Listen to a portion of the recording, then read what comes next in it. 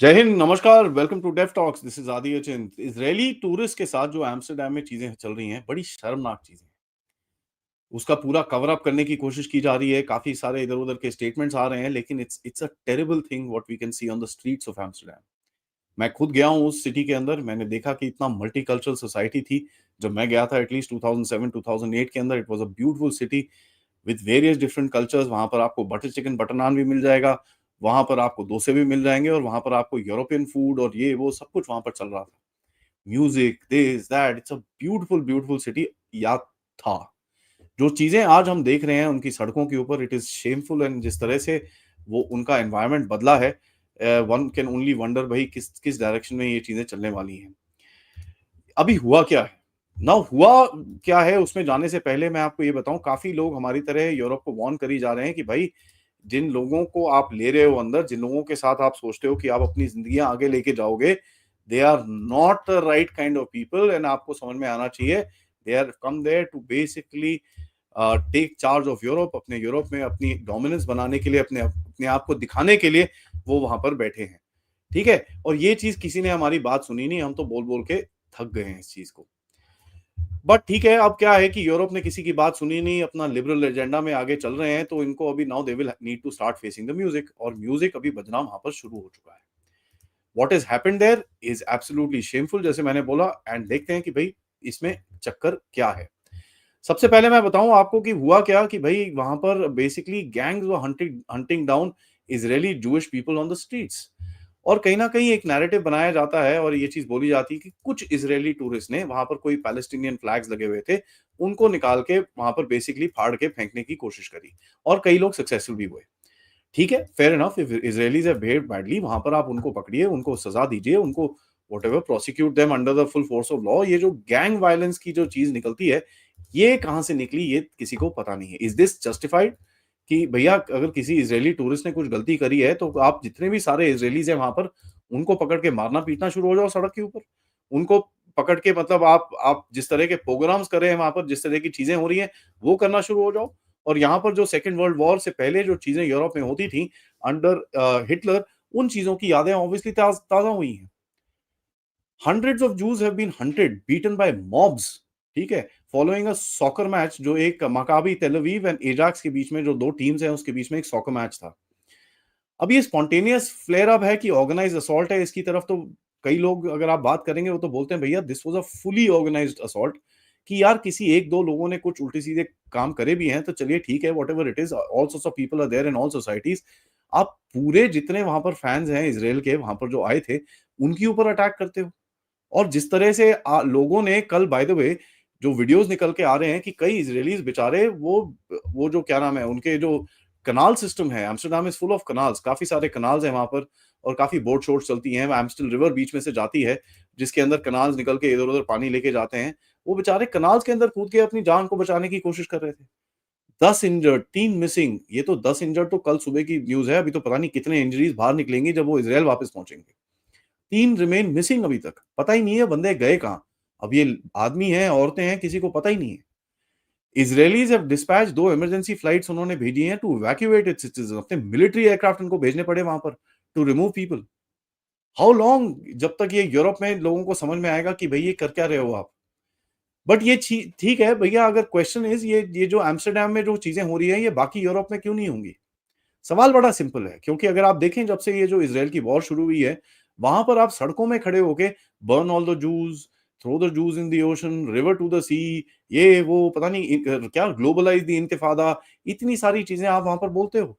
तो ऑब्वियसली आपने अपनी सोसाइटीज़ को रेडिकलाइज़ वहाँ पर करा ही है। और जितने वहाँ पर इल्लीगल इमिग्रेंट्स ये कंट्रीज़ में से आए हैं, उनके उनके बदौलत आपकी जो पूरी सोसाइटी जिस तरफ जाके बैठी है, और जितने ये लेफ्टिस्ट ने बैठ के आपकी सोसाइटीज़ को खराब करा है, ये तो दिख ही रहा है। ये this can be very clearly seen. This can be seen in Germany, this can be seen in France, this can be seen in England, this can be seen all over Europe. 2 countries हैं जो कहीं न कहीं बची हुई हैं इन चीज़ों से। One is Hungary and second is Poland. बाकी पूरी तरह से यूरोप की तो ऐसी हालत हो रखी है कि भैया, पाकिस्तान में सड़कों पे जिस तरह से ब्लास्फेमी चार्जेस पे लोगों को लिंच किया जाता है, वैसी चीज़ें आपको वहाँ पर दिखती हैं। और जिस तरह के लॉज़ पाकिस्तान और बांग्लादेश के अंदर आपको दिखते हैं, वही चीज़ें आपको यूरोप में दिखती हैं। ठीक है, और ये देखिए हाई स्टेक्स गेम्स के अंदर, यूरोपियन फुटबॉल मैचेस के अंदर वायलेंस साइलेंस अनकॉमन नहीं है। There is no, you know, there is been a history. अब लंदन में जाके किसी football Man Man United Chelsea के बीच में मैच हो, वहां पर वायलेंस जरूर होती है, ये चीज हमने देखी है। बट जिस तरह की वायलेंस हमने यहाँ पर देखी है कि भाई जूइश को पिकअप कर करके, आइडेंटिफाई कर करके उनको सड़कों पे मारा जा रहा है, it is a complete antisemitic violence that we can actually see. देखिए टिपिकल सॉकर रिलेटेड जो वायलेंस होती है हमको दिखती है, एक दूसरे के फैंस हैं, उसने दूसरी टी शर्ट पहनी है, जाके उसको एक मुक्का उक्का मार दो, ये कर दो वो कर दो, और वो सब चीजें हमने देखी हैं स्ट्रीट्स के ऊपर। And that is not also justified, but fair enough, that is understandable. दो टीम्स हैं, इनके अंदर काफी काफी वो पैशन रहता है एक दूसरे के अंदर। बट आप रिलीजियस बेसिस पे किसी को जाके अटैक कर रहे हो, तो फिर आपका जो ग्लोबलाइज्ड इंतिफादा का ये जो इतना जो गेम चला था वहां पर, ये तो ऑब्वियसली सक्सेसफुल होता दिखता है। और इनकी गवर्नमेंट्स बेसिकली वहां पर सो रही हैं। द फैक्ट दैट ये जिस तरह के रेटरिक को टॉलरेट किया गया under the garb of free speech, ये चीज अगर आप देखें कनाडा के में भी होती है कि भाई हिंदुओं को मार दो, ये कर दो वो कर दो, और इनका लॉजिक क्या होता है कि नहीं यार वो तो फ्री स्पीच है, जब एक्शन में कन्वर्ट होगी तब देखेंगे। Can you imagine the stupidity of this entire game? But देखिए, calls for jihad have been heard in London, calls of jihad have been heard in Paris, in Milan, in Berlin. ये तो हमने काफी तद तक देखा है। There are countries like Belgium, जिसके सर्टन सिटीज में, फॉर एग्जांपल मोलम्बिक, आप और हम जैसे लोग वहां पर खड़े नहीं हो सकते, क्योंकि इतने रेडिकल्स हैं वहां पर।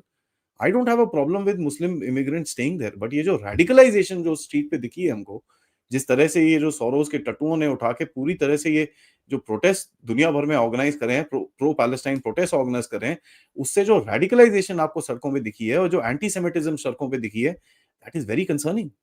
बट भाई इनको ये दिखेगा नहीं, बिकॉज ये सारा कुछ फ्री स्पीच के अंदर था।